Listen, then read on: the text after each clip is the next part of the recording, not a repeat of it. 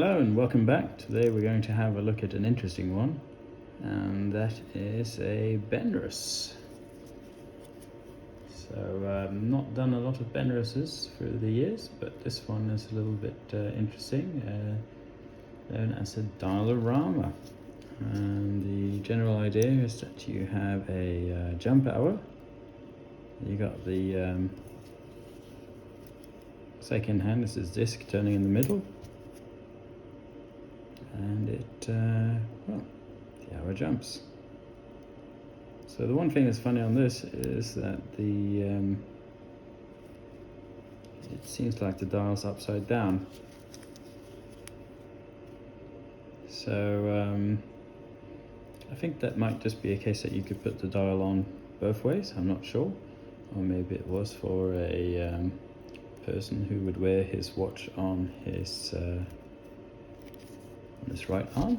I'm not sure, but yeah, we're going to have a look at this one anyway. Interesting dial, cool design, and yeah, we'll take it from there. So this kind of has a design which is pretty much a copy of the Roma. We have a two-piece case. Top pushes onto the bottom bit nicely, all in stainless steel. Well, stainless steel back. Oh yeah, the top's actually plated, but in good condition. The back is stainless steel. Then you lift off your crystal. The crystal, I don't want to damage this because it fits nicely on here, and I'm not sure if I can get another one easily, so we'll give that the light polish later on. Very cool. So to get the crown off, that's going to be a split crown. I'm just going to put my tweezers under there. There we go, it's a split crown. Exact same procedure on a Roma. I do believe I have a Roma video you can check out.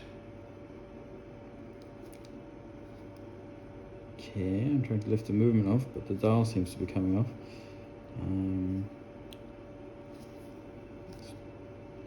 Don't really want to, okay, well, dial came off. Dial feet are fine. Here we seem to have the discs, and we have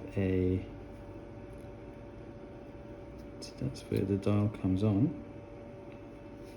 It comes on like that.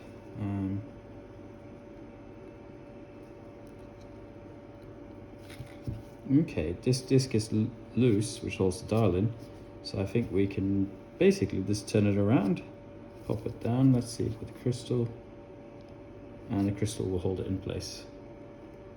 And that's how this works. Cool. So that's not a problem. We can pop that back in, do that as the way it should be. The dial to the side, and yeah, I still want this movement out of the case. There we go. Oh. Spinning around.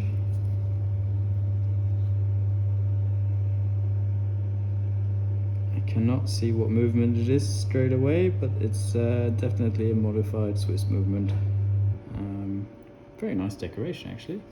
So we're going to have a closer look at this in a second. I'm going to get the hands off, well, discs in this case, and yeah, I'm going to give this a standard service. Okay, well, that was the disc that came off nicely. The first, well, the second disc. Next, it'd be nice if this just lifted off. I'm not sure it's going to be that easy.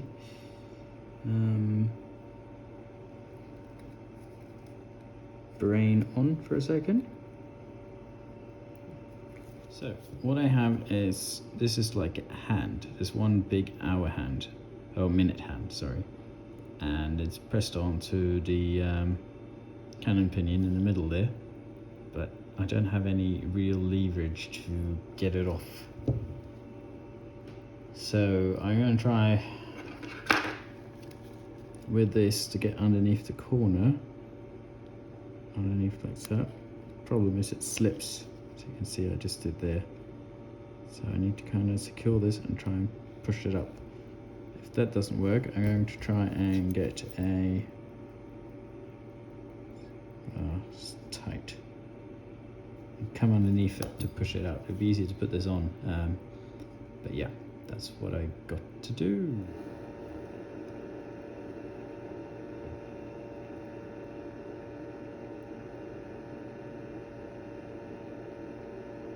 So gently just leaving this up from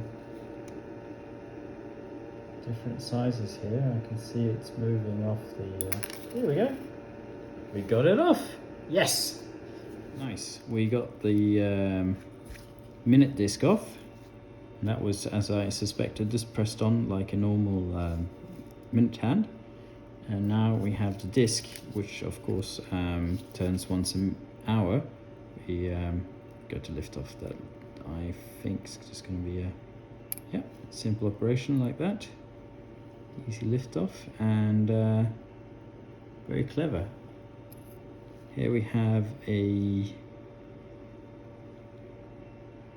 cam, it looks like, that turns at least once every second. This is the tension spring, and then turn the hour hand around. There we go. It will build up to the point where it's going to change. Yeah, just simple lever that will change the hour, make the hour disc turn. So that will, the hour disc will move 12 times in 12 hours. And sorry, I'm not being very technical here, but I'm also looking at it while we're speaking. Nice little mechanism. We'll look at this closer when we put it back together. The base movement is a HFH, or is it, what is it? Is it a, see, I get these mixed up all the time. It's an FHF 63, which has been modified to model FG25, which I guess is for this jump out thing. And very nicely decorated as well, I may add. It's a lovely watch. So yeah, I'm going to now so I'll do time lapse taking this apart, and we'll do it real time putting it back together. Also, I'd like to do a shout out to Dan, one of the nice gentlemen who comment on this channel. He's not feeling too well, he's in hospital, so he said he's enjoying this video, so my thoughts are with you, and I hope you get better soon. Anyway, off to the time lapse.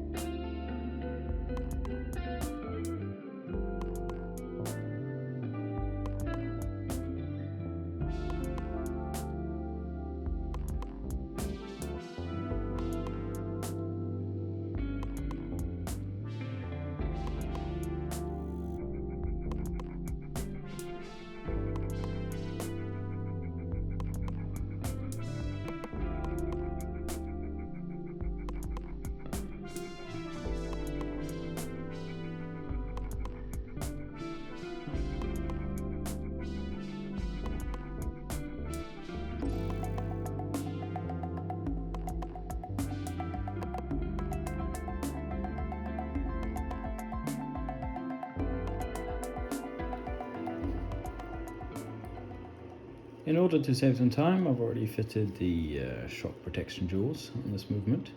It utilizes a KIF A system, which is very nice. So, I think it's a particularly good looking shock protection system.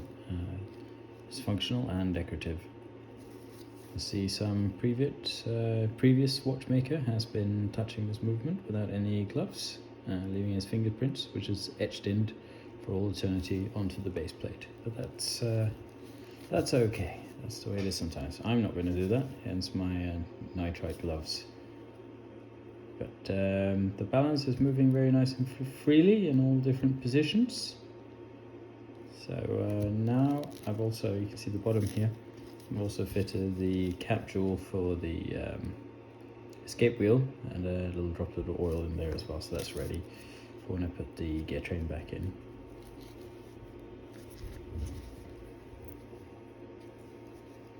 Now I'm going to remove the balance cock and start putting the base gear train back in place. I do believe it's known as the KIF Flector. Is that correct? I think that is what these are known as. That design of shock protection.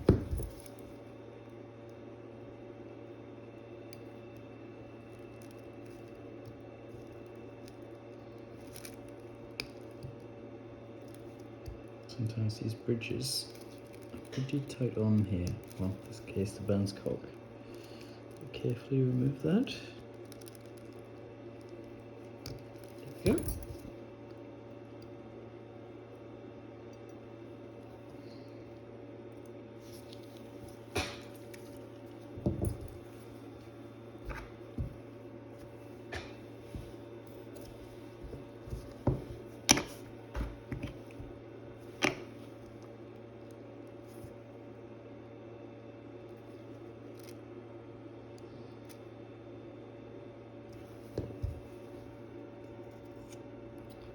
Put the center wheel in, aka the second wheel. It's not in the second driving wheel, but the second wheel in the gear train. A drop of oil on that. This has its own little bridge.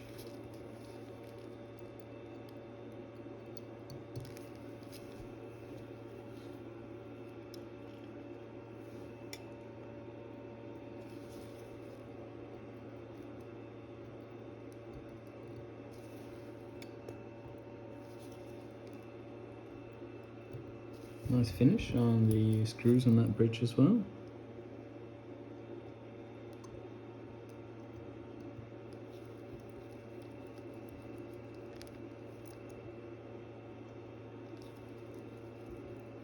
So the base plate on this is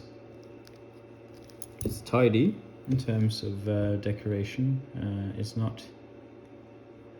little bit rougher than you'd find in maybe some more expensive watches, but it's very tidy. It's not crude, and the bridges are very nicely done. So not a low grade watch by any standard. It's definitely put some effort into this.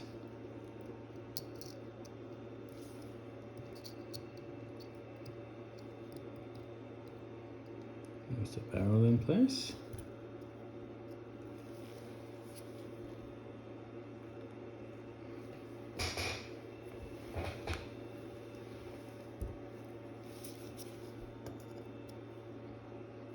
Third wheel goes through a hole in this little bridge here, like so. Can't really access this later, so I'm just going to add a little droplet of 9010 on the tip there, so that's nicely lubricated.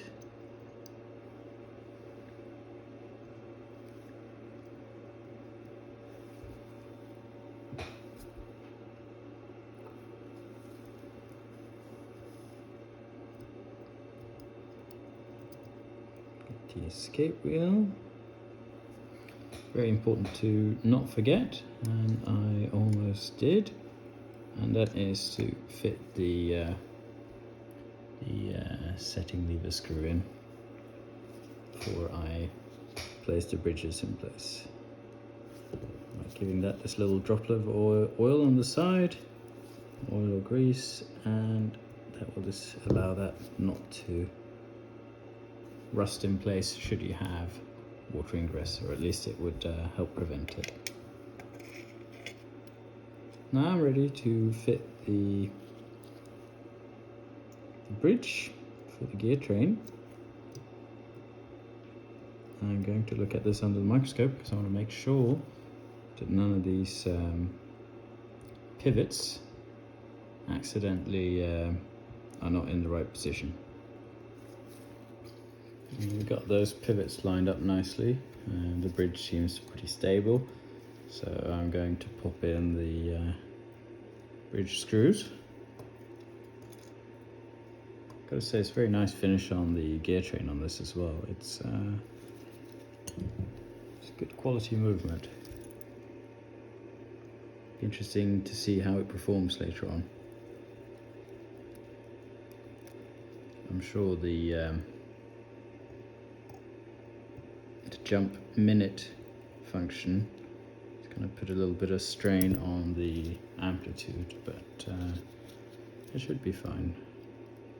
So that's moving freely, all the pivots in place before I tighten this.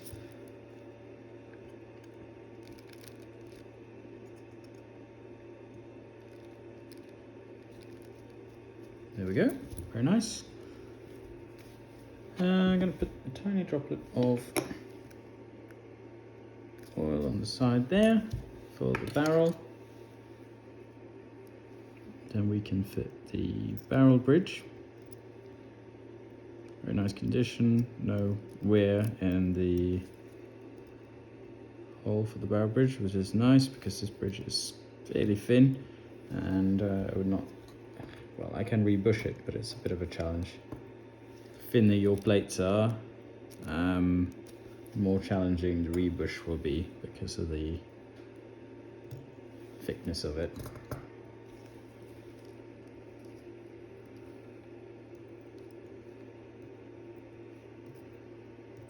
Let's have a look. Yep.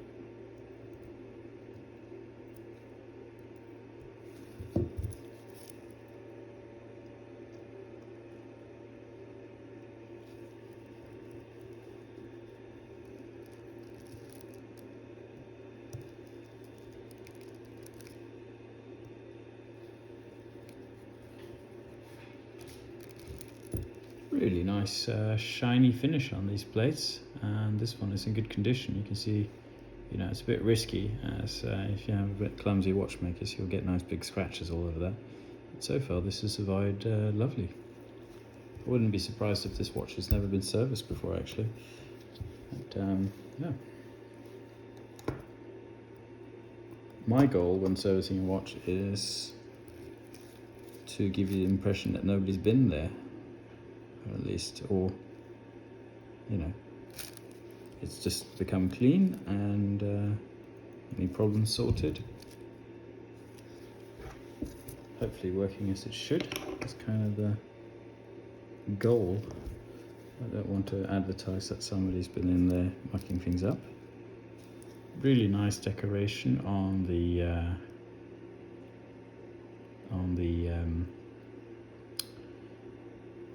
crown wheel there. This engages with the winding pinion, and then engages with a ratchet wheel. Very nice. It's beveled, high polished with the starburst in the finish. Very similar to the Revway calibre 77 we did earlier. So being a FHF 64, I think we believe it was. They do come in, you know, from pretty standard finish to this higher grade. So I guess Benrus, they ordered it with a high finish. So this is pricing the quality you find in some watches that you wouldn't expect it in.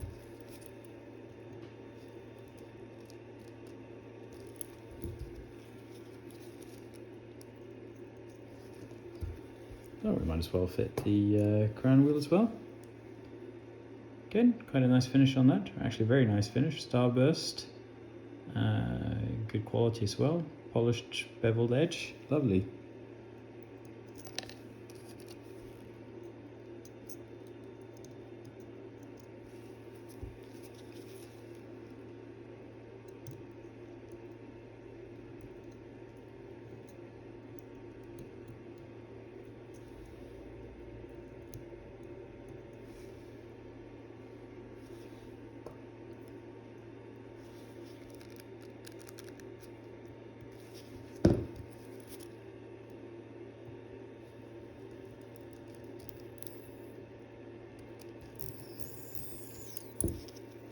You really wouldn't want too much wear in this barrel because you're very close to the fourth wheel there, and if you had any tilt in that barrel, you'd block it. Or actually, no, there's quite good space with the barrel. I'm more thinking for the ratchet wheel. If that ratchet wheel, it's pretty worn if the ratchet wheel starts tilting down, but you get my drift. That's how, you know, people say it's overwound, usually because you have a worn barrel bushing that when you wind it, you put tension in the barrel and barrel tilts, and blocking the gear train. Perfectly healthy movement. It should be impossible to overwind and make it stop. All right, next I'm going to oil the movement. So the idea is to get a little droplet of 90-10 down there, probably do 90-20 on top of that, and 90-20 in there. And same on the other side. I'm going to flip it around and fit the winding and setting mechanism. I'm going to do the base movement on this before fitting the jump power mechanism, just to make sure the base movement is running as it should.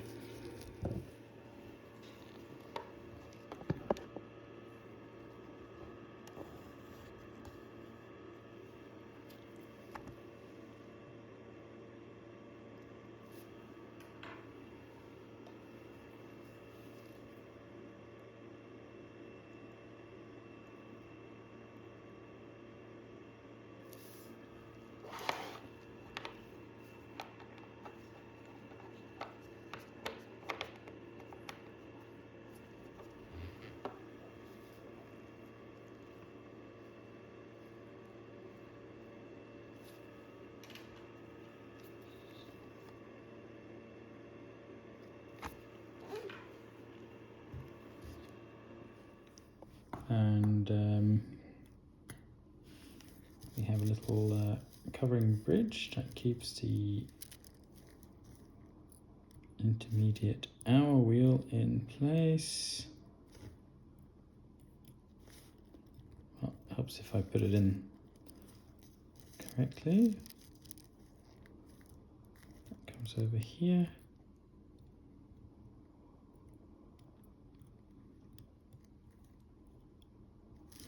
There we go.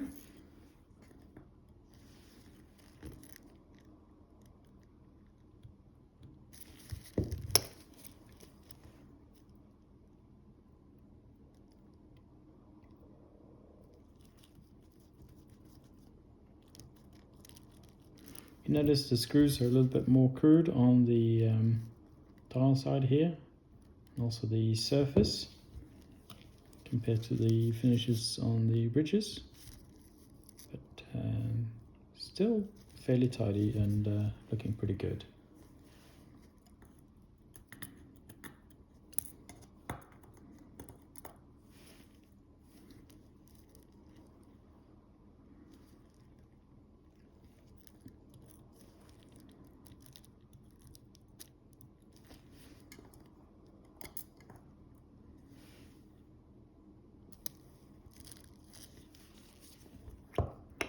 So we have the kind of the cam for the hour jumper here. I'm going to put a little bit of grease on this pin, which engages it from this wheel, so that can slide nicely.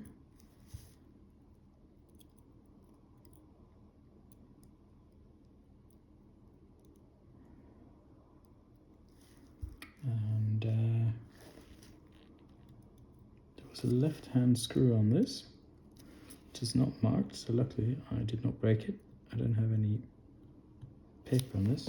This screw is maybe marked in the fact that it's shiny, I don't know, but there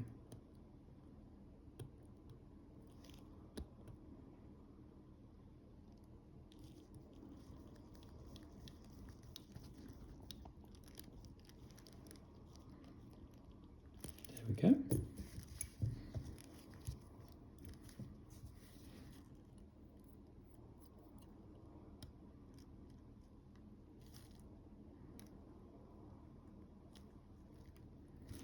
Make sure that's engaging properly.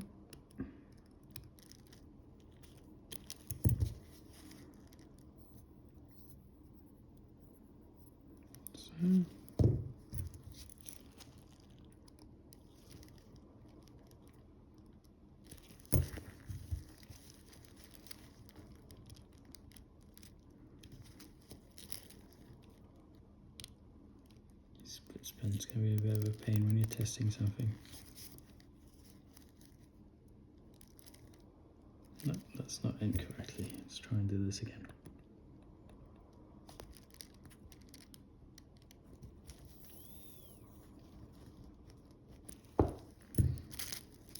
What about now? A combination of the camera in the way and the split stem is not my favorite. I'm doing something wrong. I'm going to have a look under the microscope.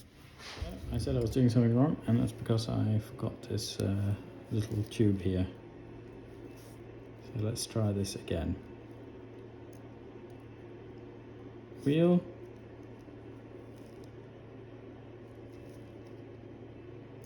This piece. Tube. It's in the center there.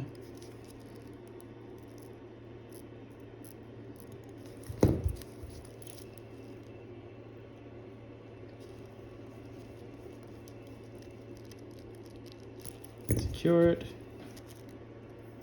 and it moves freely. Good. I've forgotten there was a little core in there that keeps that all in place.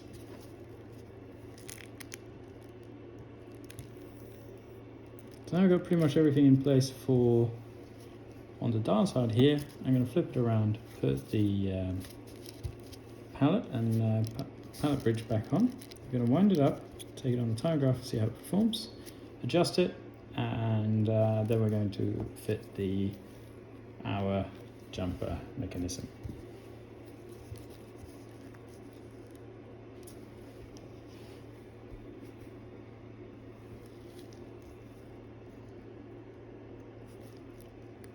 Nicely finished high gloss polish on the palette. Nice, same with the escape wheel.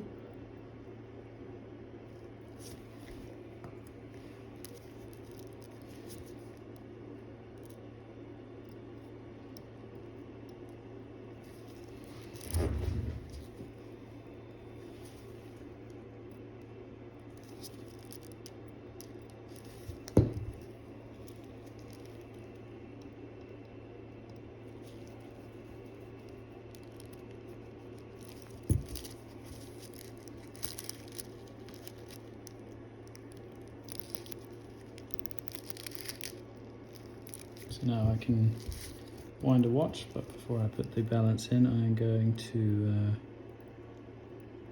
oil the palette fork, which means I can put a little droplet on the palette jewel and disperse it as I release the palette fork out, and that will disperse it onto the escape wheel. Alright, moment of truth. Movement has been wound, palette has been oiled, gear train has been oiled. Hopefully this will just start ticking as it should.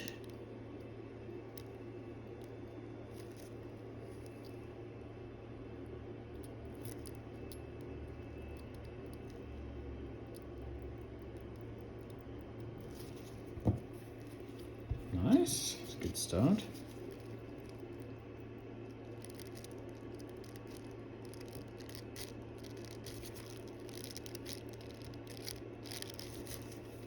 There we go. Good. Let's secure that.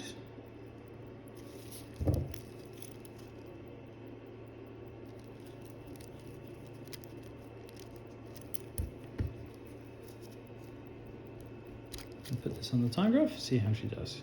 Looks very nice. Very nice finish on this movement. After a couple of attempts, we seem to have hit the sweet spot, 0.0 beat error. Very happy with that. So that's dial down position. Get a little victory shot for the website, so the customer can see. I did have a bit of a beat error, so I've been adjusting that. So you're just seeing the labors. The fruits of my labours. So right, let's turn this around, dial up position.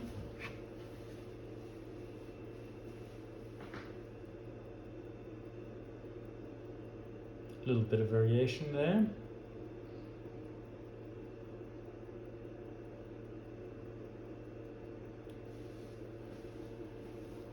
So I got about 10 seconds variation from down and up. Oh, wait, that is settling a bit. Give that a bit of time. Yeah, about 5 seconds variation from dial up, dial down. Sit sideways. So this is crown facing up. That's pretty good. That's very good actually. Let's do crown facing down, south. Okay, got a little bit of variation there. It's losing on the side position. That's okay. I did not expect this to be regulated as a chronometer. Stop this again. Now it's back to dial down position. It's settling, amplitude is going up, and it will take decent time. For what it is, I'm very happy.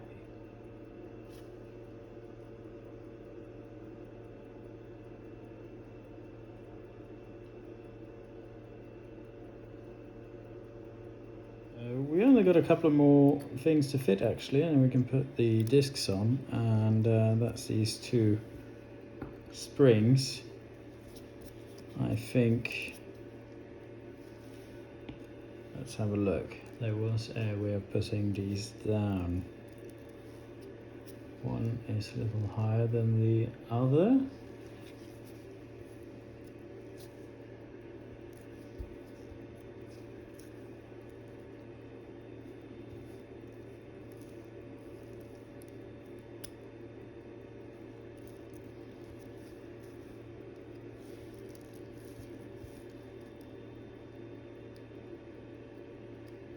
This one comes on here. These two screws, set of screws, are a little bit different as well, so make sure I get the right screws on the right springs, the correct springs.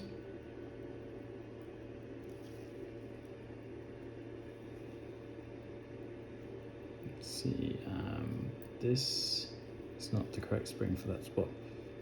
This is the correct, well, no. Let's have a look. How does this work then? I'm going to look at the pictures while I'm doing this.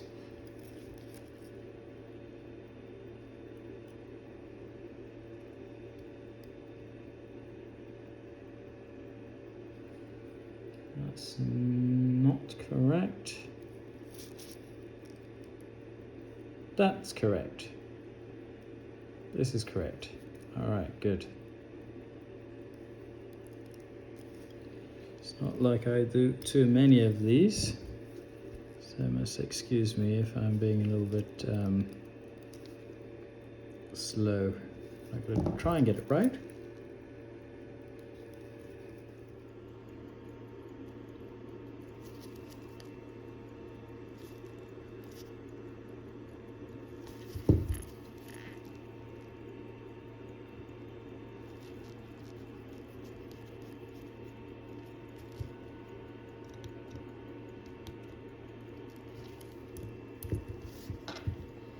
So with this spring, I'm going to put a little bit of grease here. So if you can just kind of touch this. For the cam, no. Let's have a look. Have a look at the disc.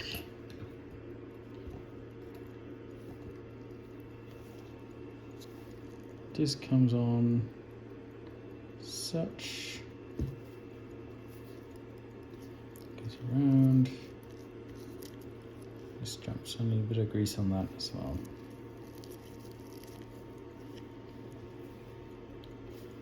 Make sure I put this on the right way around. This is there, so this comes on the other side here.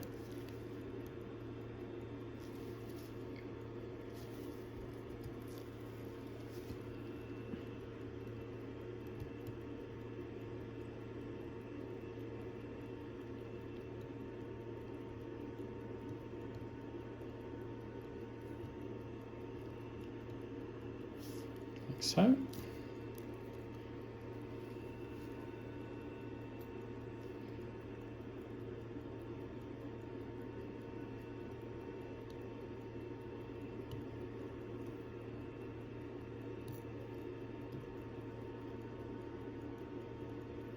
It's a bit like fitting a complicated date disc, isn't it?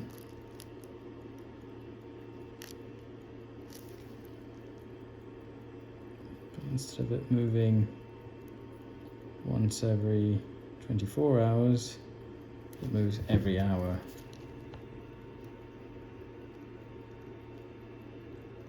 The disc for the minutes, that's just rotating, that's not jumping. So that doesn't really, that's basically just a large hour hand in the shape of a disc. But for, no, minute hand shape of a disc, but for the hour hand, it's more like a date disc that, yeah, moves every hour.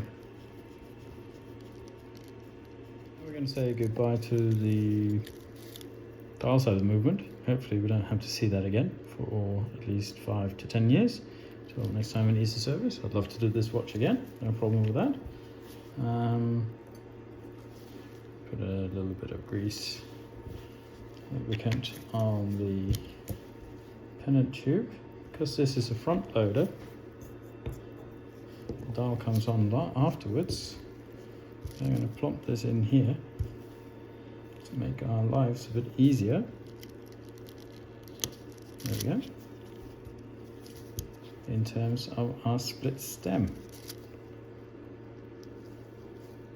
So our split stem comes in here and we push it in. And we can still set it.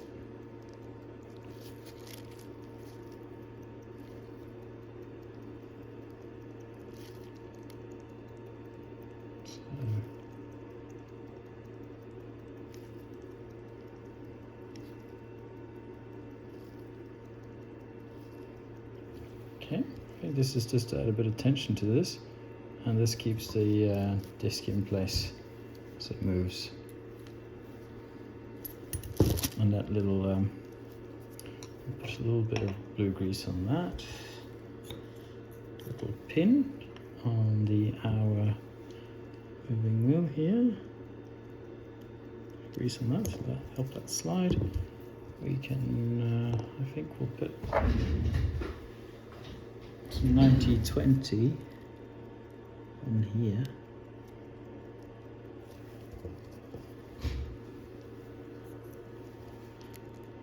Like so. And then we can put this on here.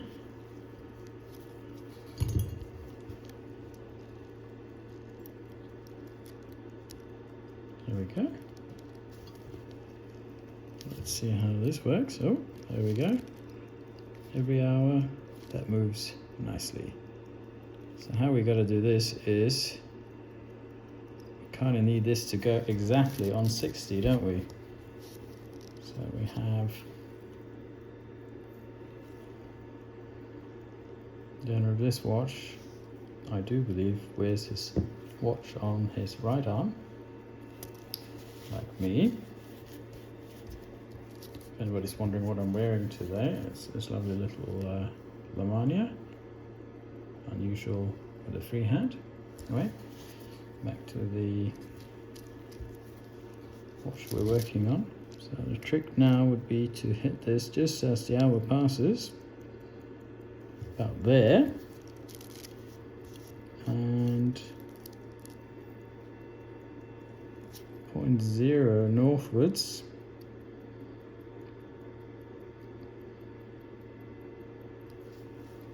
Around there. Gently push this on. I'm not going to squeeze it on all yet. So I really want this to hit the mark.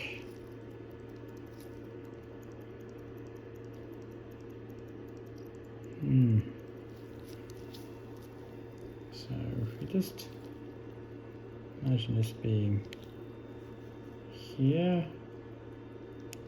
this is where we're going to have it about.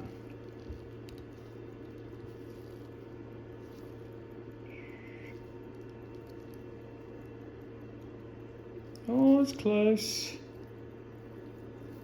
Let's have a look.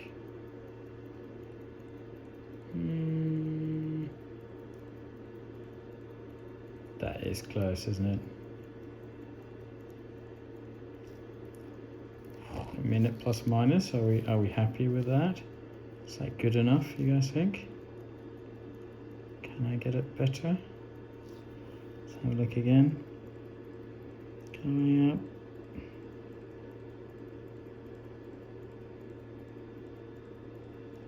It's a minute after, isn't it? Let's see if I can adjust that just a tiny bit. Let's see. Coming up.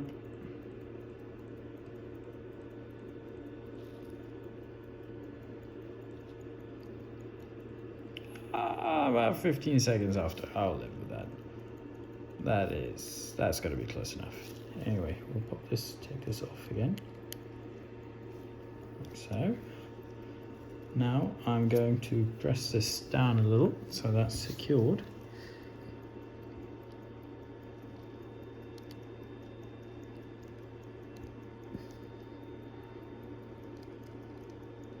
Like so.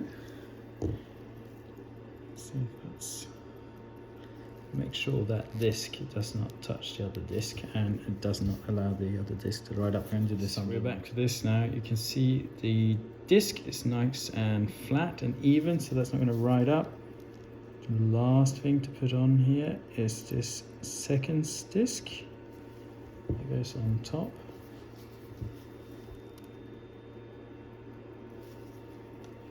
We need a little bit of a push onto place, like so. Again, we don't want this riding crooked, we want this to be as straight as possible.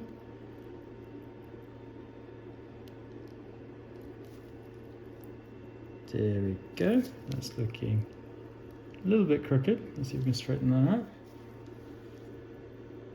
Yeah, that looks perfect now. Woo! That's on there. Next, we could see this simply. It's just pressed down. So yeah, you can just put this the other way around if you want. There's no dial feet on it. Now I guess it's a question of getting it sort of straight with the crown. Lining it up. I can press the dial into the groove. If it would go. Good if it would go in. I think it's in. I think we are close to where we should be. Nothing's touching. Everything's looking pretty groovy. Good. I'm sure that can go a little bit further down. Okay, now the dial is straight where we want it to be. Can make sure there's no traces or fingerprints from former people or any marks from my gloves. Be very careful with this. Very nice dial, very cool. Good stuff.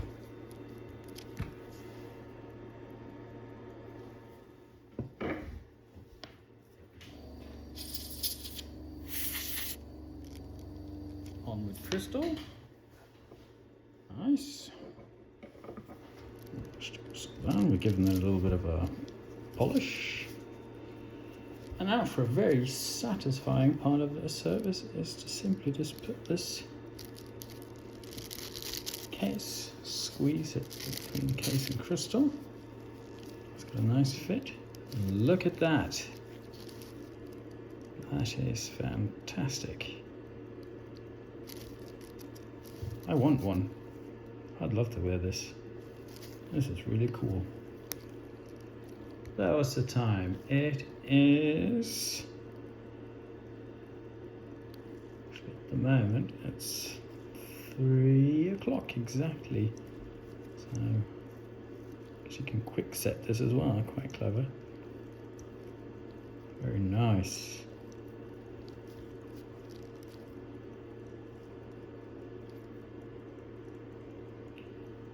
It's What's the time now? It's actually exactly 3 o'clock. There we go.